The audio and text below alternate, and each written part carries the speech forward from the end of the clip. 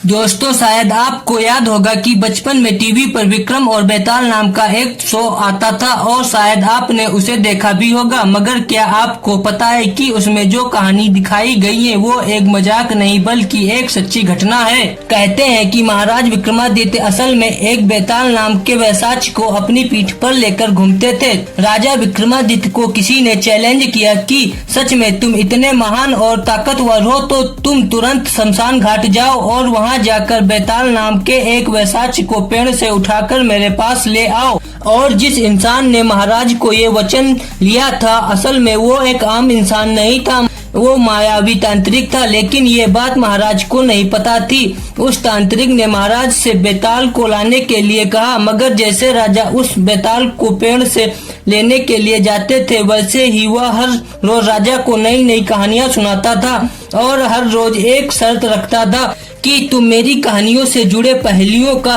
सवाल सही जवाब दे दो तो मैं तुम्हारी पीठ पर बैठकर खुशी खुशी तुम्हारे साथ चला जाऊंगा। मगर हर बार कहानी के आखिरी में बेताल पेड़ पर चढ़कर बैठ जाता था।